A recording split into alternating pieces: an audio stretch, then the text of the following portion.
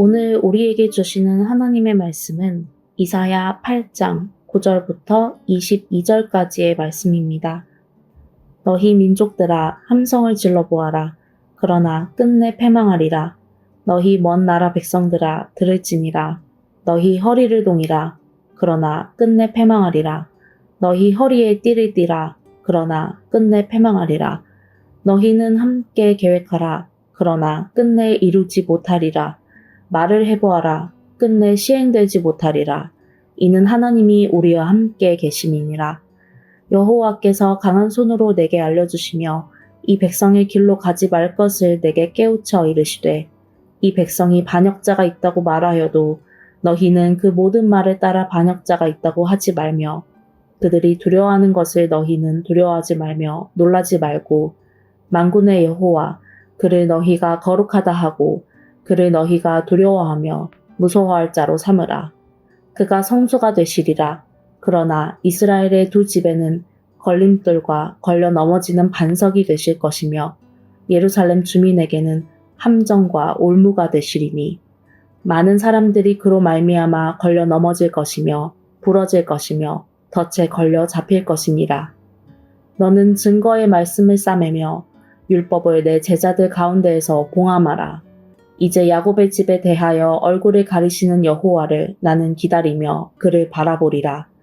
보라, 나와 및 여호와께서 내게 주신 자녀들이 이스라엘 중에 징조와 예표가 되었나니 이는 시온산에 계신 만군의 여호와께로 말미암은 것이니라.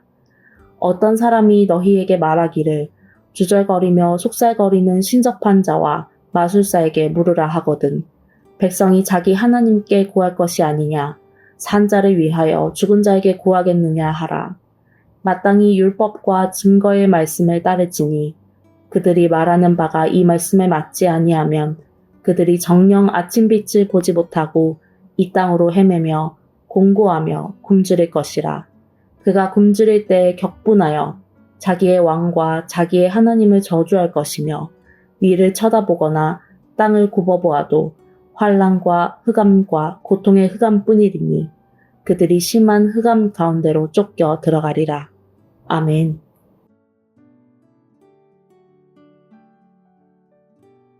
가끔 인터넷을 돌아다니다 보면 이런 글을 볼 때가 있습니다. 기독교는 상식적이어야 한다. 상식적인 기독교.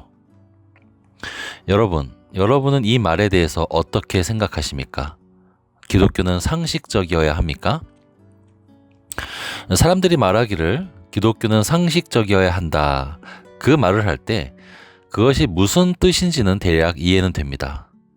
맹목적이고 무례한 모습, 그리고 도무지 대화가 통하지 않을 것 같은 그런 기독교의 모습을 보면서 기독교가 최소한 상식적이기라도 했으면 좋겠다라는 일종의 푸념이겠죠.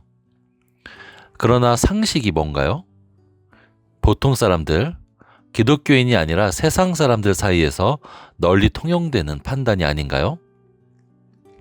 하나님께서 우리에게 역사하실 때는 종종 상식의 범위 안에서 일하실 때가 많습니다. 우리가 아프면 일단 병원에 가야 하고 또 시험에 합격하려면 공부를 해야 합니다. 그러나 하나님이 요구하시는 것은 우리가 상식에 갇혀 있는 것이 아니라 그 너머에 계신 하나님도 의지하라는 것입니다. 오늘 본문의 상황이 그렇습니다.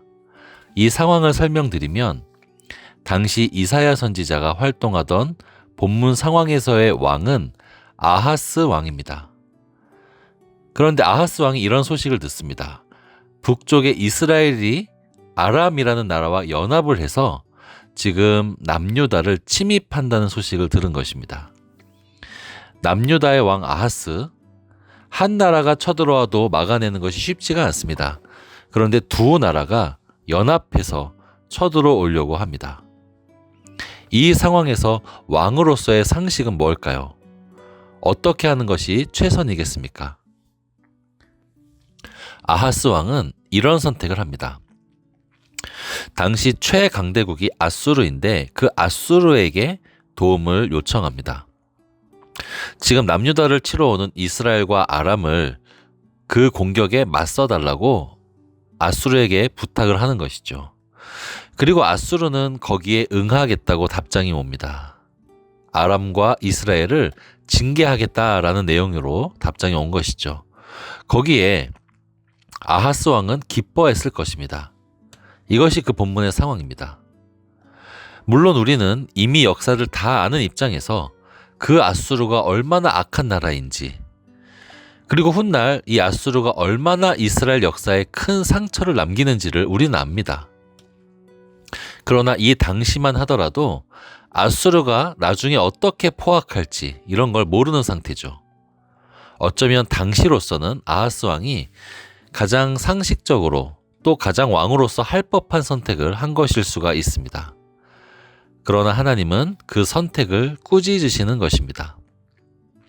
우선 11절에 하나님께서는 이 백성의 길로 가지 말 것을 요구하십니다. 많은 백성들이 아수르가 도와준다고 할 때 환호했을 것입니다. 아하스 왕의 외교력에 찬사를 보냈을 수 있습니다. 그것이 바로 백성들의 길입니다. 그러나 여러분, 보편적인 것이 다 선은 아닙니다. 다수가 인정하는 바가 진리는 아니죠. 우리는 어떤 부분에서는 굳이 상식을 벗어날 필요가 없겠으나 하나님께서는 종종 우리에게 그 상식을 뛰어넘는 그런 안목을 가지라고 하실 때가 있습니다. 계속해서 보겠습니다. 12절에 보시면 반역자가 있다고 백성들이 말하더라도 너희는 그 말에 따르지 말라라는 말씀이 있습니다. 이게 무슨 뜻일까요? 당시로서는 아수르가 유다의 구원자처럼 보였을 것입니다. 그런데 지금 이사야가 하는 말은 하나님만을 의지하고 아수르는 의지하지 말라 이렇게 외치는 것이죠. 아수르는 결코 유다를 보호해 주지 못하고 아수르를 만약에 가까이 하면 그 아수르가 오히려 유다의 가장 큰 위협이 될 것이다. 이렇게 이사야가 외치고 있습니다. 지금 아수르의 도움을 받아야 하는 그 절체절명의 위기 속에서 그 말을 들은 백성들이 이사야를 어떻게 보겠습니까? 세상 물정도 모르고 상식도 통하지 않는 반역자라고 이사야를 여기지 않겠습니까? 그 반역자라는 말에 흔들리지 말라라는 것입니다. 그러면서 13절에는 하나님의 약속이 나와 있습니다. 13절부터는 너희들이 만약에 아람이나 북이스라엘이 아닌 오직 하나님만을 두려워하고 하나님만을 의식해야 할 대상이라고 여긴다면 14, 15절에 나온 대로 하나님께서 성소가 되어주실 것이다. 돌벽이 되어주실 것이다. 이렇게 약속을 하시는 것입니다. 하나님이 직접 돌벽이 되어주셔서 쳐들어오는 북쪽 이스라엘에게는 친히 걸림돌이 되어주실 것입니다. 그러나 반대로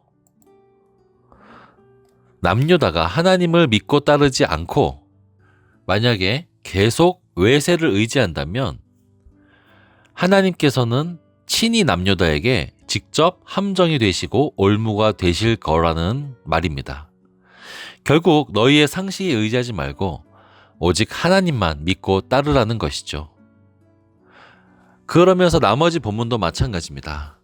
이사야 선지자는 당장의 세상 사람들이 말하는 그 보편적인 방식, 그 세상의 상식에 머무르고 그것을 의지하고 그런 것 말고 오히려 상식에는 조금 벗어나는 것 같아 보이더라도 극도의 위기 상황에서 하나님만을 의지하도록 그렇게 촉구하고 있는 것입니다. 그 말이 곧 무모해야 한다거나 비상식적이어야 한다는 뜻은 아닙니다. 물론 국가가 침략을 받으면 준비를 해야죠. 항전할 태세를 마땅히 갖추어야죠. 그러나 우리가 우리로서 아무리 준비를 잘해도 외부로서의 도움은 언제나 필요합니다. 그 도움의 대상이 하나님이어야 한다는 것입니다. 사랑하는 여러분, 우리는 세상으로부터 상식적인 행동을 요구받습니다. 남들이 생각하는 대로 생각하고 남들이 문제를 해결하는 방식으로 나의 문제를 접근하라고 요구를 받습니다. 그러나 정말 세상의 상식이 답이던가요? 여러분, 세상은 교육의 예를 들면 아이들을 위한다는 좋은 명분으로 교육의 정책을 세워옵니다. 근데 그것이 잘 이루어집니까? 교사는 아이들을 지도할 수단이 없어져서 교권은 가장 많이 떨어졌고 공교육 역시 너무나 많은 문제가 일어납니다. 문화는 어떻습니까? 세상은 시대에 맞는 문화를 세운다고 합니다. 그러나 오늘날 문화가 정말 좋은 문화인가요? 당연히 아니라고 생각합니다. 정치는 어떻습니까? 사회는 어떻습니까? 세상이 말하는 그 상식대로 흘러간 영역 중에서 제대로 된 영역이 있습니까? 별로 없어 보입니다. 사랑하는 성도 여러분, 세상은 기독교를 상식 안에 가두려고 하죠. 그러나 예수를 믿으면 원래 욕을 먹게 되어 있습니다. 우리가 하나님 말씀대로 제대로 살아간다고 해서 세상이 우리를 지지해 주는 것이 아닙니다. 오히려 우리가 세상의 지지만을 추구하다 보면 기독교 본연의 중심을 잃기 십상입니다. 우리는 다른 어떤 것이 아니라 하나님을 의지하는 사람들입니다. 그리고 그 하나님은 상식 안에서도 일하시지만 때로는 상식 밖에서도 일하시는 분입니다. 사랑하는 성도 여러분, 세상의 상식은 우리의 얄팍한 처세술을 의지하라고 합니다. 우리가 갖고 있는 작은 능력을 의지하라고 합니다. 그러나 우리가 참되게 의지할 대상은 오직 하나님 한 분이십니다. 그것을 고백하는 사람이 할 수 있는 최선의 행동이 뭐겠습니까? 바로 기도겠죠. 바로 기도입니다. 혹시 사방이 막혀 의지할 곳 없다고 느껴지시는 성도님들 계십니까? 사방이 막혀도 하늘은 언제나 뚫려 있는 법입니다. 그 하나님을 의지하시는 성도님들 되시기를 바랍니다.